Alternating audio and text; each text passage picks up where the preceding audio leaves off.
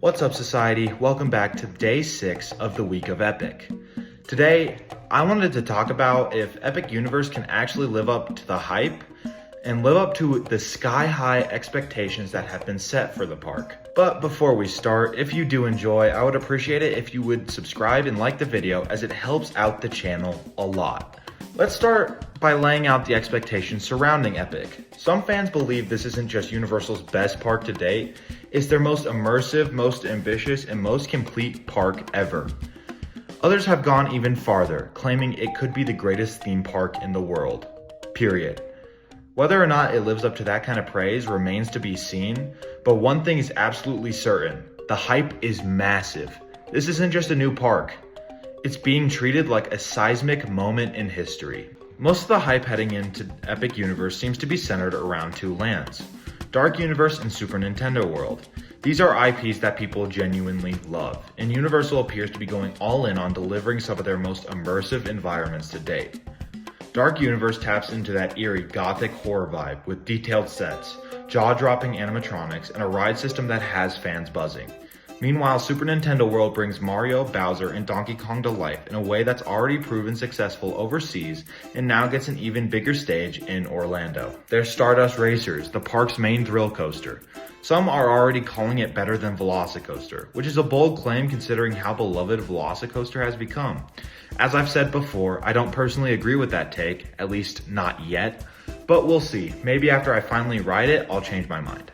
Now, I've heard some early impressions that Dark Universe as a land might be a bit underwhelming, and even Monsters Unchained has gotten mixed reactions from people who were expecting something more intense or groundbreaking. That's not to say it's bad, but some fans seem to walk away a little disappointed, especially considering how much hype has been surrounding the land and ride. That being said, I can't help but wonder if this land is simply one of those experiences that has to be experienced at night. The lighting, the atmosphere, the music, it completely could transform the vibe at nighttime. It could be elite. I guess I'll have to see when I get there.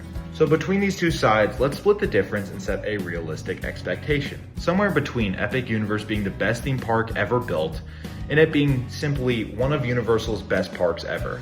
That feels like a fair place to land, especially given what we know so far. So let's roll with the idea that Epic will be Universal's best park to date. It doesn't have to reinvent the entire industry overnight, but if it delivers the quality, immersion, and innovation it's promising, it will easily become the crown jewel of Universal's portfolio. And that alone would be a massive achievement. To see if Epic can really live up to the hype, let's break it down into 4 core categories: rides, theming, food, and looming concerns with the park. Each of these plays a crucial role in whether Epic earns its title as Universal's best park, or even enters the conversation as the best park in the world. Let's dive into each one and see how Epic stacks up. Let's start off with what everyone cares about the most: the rides. If the expectation is that Epic's attractions will rank among Universal's best, that expectation will almost certainly be met. Stardust Racers looks like the next evolution of the dueling coaster. It's fast, sleek, and visually jaw-dropping, with the now iconic celestial spin element that practically demands a wow on every lap. It's not just another coaster, it's Universal putting the thrill formula into new territory. Don't forget about Bowser's Challenge, which throws you right into the middle of a Mario Kart race. The AR tech and physical sets combine to make something extraordinary. In Donkey Kong Minecart Madness, that ride system is next level with its innovative jump track technology. It's something we've never even seen before. Hiccup's Wing Gliders in Isle of Berk is a family coaster that looks like a major step up from Slinky Dog Dash over at Disney. It's fun, it's beautifully themed, and offers something substantial for younger guests without feeling like an afterthought. So yeah, these are absolutely some of Universal's best rides. And if the lineup hits the way it looks like it might, Epic Universe will have one of the strongest day one ride rosters of any park ever. As for theming, Epic is also shaping up to deliver some of Universal's best work yet. Each land feels like a fully realized world, and early impressions suggest that the detail is on par, if not with, or exceeding what we saw in Diagon Alley and Pandora. Isle of Berk in particular is turning heads. As I mentioned earlier, it's flat out impressive. The rock work, the coastline vibe, the dragon animatronics, it's absolutely blowing people away. It nails that balance between kid-friendly charm and immersive scale, and it feels like a living, breathing part of How to Train Your Dragon. Then there's Dark Universe, which leans hard into practical effects and old school horror atmosphere. The theming is gritty, gothic, and beautifully sinister, especially at night. This land is going to thrive during spooky season, and you can already feel how well it's going to pair with Halloween Horror Nights or a similar event. Wizarding Paris looks like the least visually striking of all the lands to me, just from looking at photos and POVs, but I think it still holds promise. Sure, it looks a little generic at first glance, especially when compared to Hogsmeade and Diagon Alley, but I bet it's far more immersive and far more layered in real life.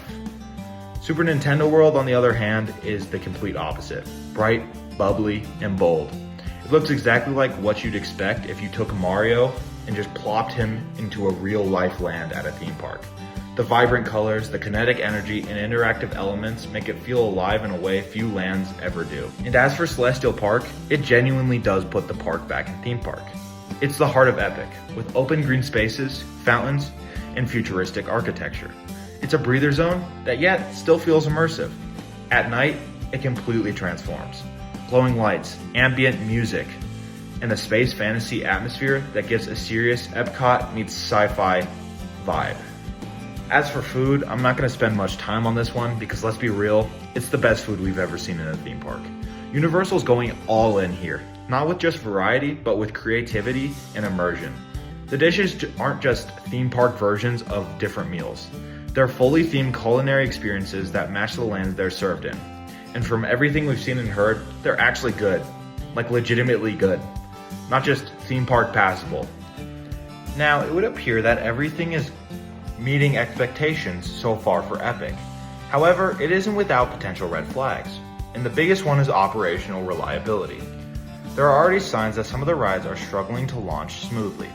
In fact, rumors are swirling that the Ministry ride is only currently cycling a few hundred guests per day, which is a shockingly low number for what is supposed to be the park's flagship attraction.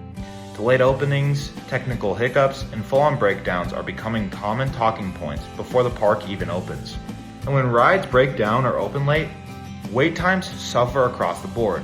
With fewer attractions eating crowds, more guests are funneled into the same handful of rides, driving up wait times even further. And the fact that Epic Universe doesn't really have a big capacity monster like Pirates or Haunted Mansion to churn through thousands of people in an hour. In fact, the total number of rides here is roughly the same as what you'll find at Hollywood Studios, a park notorious for capacity problems. So while Epic looks like a dream on paper, day-to-day operations might prove to be its biggest obstacle, at least within the first year. So basically, here's what I'm really trying to say. Epic Universe is going to live up to expectations in every single category. The rides, the theming, the food, it's all going to be top tier. Arguably the best Universal has ever delivered. But here's the catch. Operational hiccups like breakdowns, delayed openings, and brutal wait times are going to frustrate people. And when guests get frustrated, they start to downplay the experience. Not because the park isn't amazing, but because it didn't run smoothly. So ironically, the only thing that might prevent Epic from living up to the hype is people's own expectations for perfection. If you're expecting a flawless opening day experience, you might walk away disappointed. But if you're judging Epic on what it actually is, a creative, ambitious, beautifully designed game changer, there's no question that it's a home run. Hey Society, thanks for watching to the end of the video. If you did enjoy, as I said earlier, please like and subscribe because it helps me out a lot and motivates me to keep bringing you guys content. This is day 6 of the week of Epic, which means tomorrow is the last day. And tomorrow is also when we get that Today's show all about Epic and before its opening day. So I'm going to be tuning into that one, but I would suggest staying away if you're trying to avoid visual spoilers. With all that being said, thank you so much for watching. Here's the road to 100K. God bless you all. Society out.